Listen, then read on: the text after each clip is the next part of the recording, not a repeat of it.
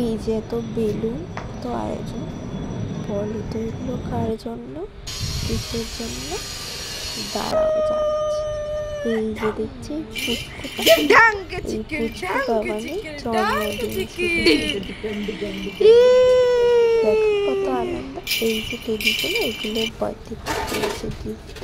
তো ওই দিন সকালবেলায় ঘুম থেকে উঠেছি খুব সকালে, উঠেই দেখি দিদি স্নান হয়ে গেছে, পুজো হয়ে গেছে, তারপর দিদি সাজে গেছে, রান্নার লোকেরাও সবাই এসে গেছে, রান্নার তোড়জোড়ও শুরু হয়ে গেছে।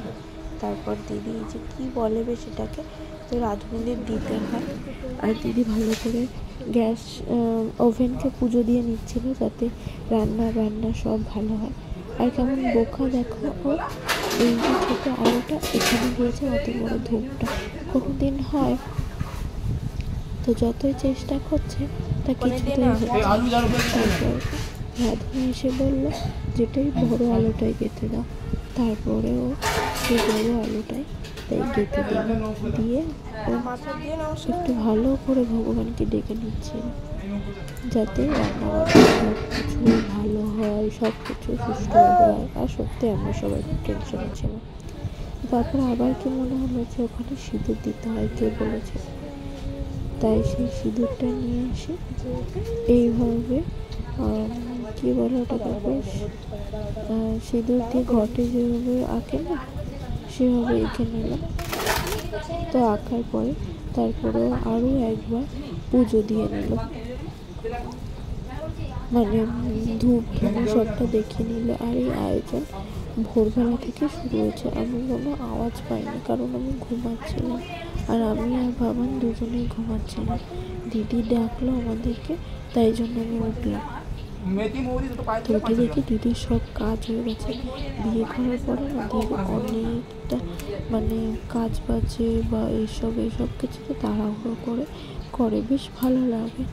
তো তারা তোমাদেরকে দেখাই, দেখো পুরো ছাদে রান্না হচ্ছে, তোড়জোড় চলছে, মায়েরা এখানে বসে আছে সবটা দেখছে, আর ওদিকে সব সবজি কাটা হচ্ছে। এটা হচ্ছে নিচের গেট, একতলার যে গেটটা থাকে সেই গেটটা সাজানো হয়েছে। সেদিন যাওয়া হয়নি, পরের দিন ভিডিও করা হয়েছে। আর আমার চোখ মুখ দেখে তো তোমরা বুঝতেই পারছো যে আমরা ঘুমাচ্ছিলাম, আমি বাবার দুজনে ঘুমাচ্ছিলাম, আর বাবার সবটা কি সুন্দর দেখছিল।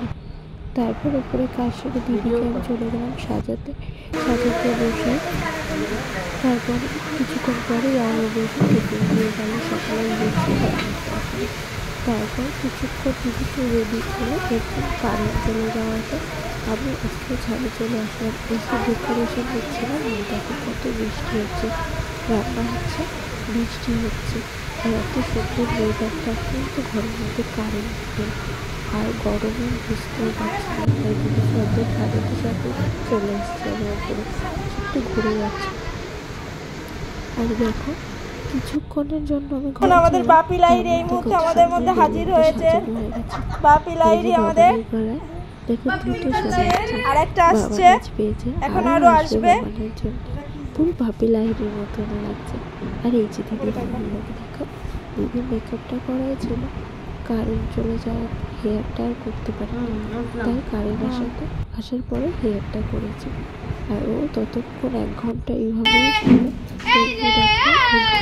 ঘাম হয়েছে, তারপরে আমরা চলে গেলাম। আর এই যে বাবা বাথরুমের মধ্যে গোলাপ করে স্নান করতে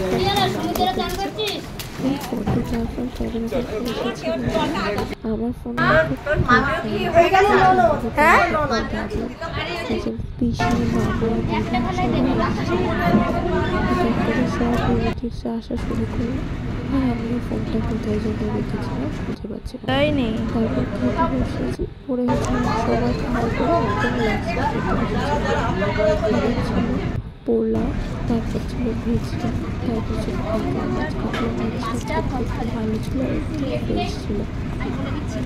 আর এই ভেতরে না খেতে খুব ভালো লাগছিল সব কিছু, কিন্তু আমার কিন্তু খুব কষ্ট হয়েছিল, তাই আমি খেতে পারছিলাম। তারপরে চলে আসলাম মাটন খেতে, খুব ভালোবাসি মাটনটা। বাড়িতে নিজেদের বাড়িতে কাজও এতগুলো প্রফেশনাল নিজেদের কাজও বের হয়, সেটা কোনো ব্যাপার না। যাই হোক, পেট ভরে বেশ ভালোই খেয়েছিলাম। তারপরে দিয়ে গেলো চারটে, তারপরে ছিল মিষ্টি দই বানানো। আমার মিষ্টি খেতে ভালো লাগছে, তাহলে আমি আর মিষ্টি খাই না। এই খুব ভালো করে এসেছিল সার্ভিসটা। খেতে বসে বেগুনটা ভালো লাগছে, চারিদিকটা ভালো লাগছিল, তো খুব ভালো লাগছিল। তো তারপরে এই যে ক্যাম্পা এটা খেলাম। তারপরে বাবানও চলে এলো, মানে সব রিলেটিভ সবাই চলে যাওয়ার পরে পাড়ার লোকজন আমরা ফ্রি টাইমে এটা করেছিলাম। সন্ধ্যাবেলায় বাবানের জন্মদিনে কেকটা আনা হয়। প্রথমত লোকজন চলে যাওয়ার পরে বাবান একটু ফ্রি হয়েছিল, তারপরে কেকটা কাটা হয়েছিল।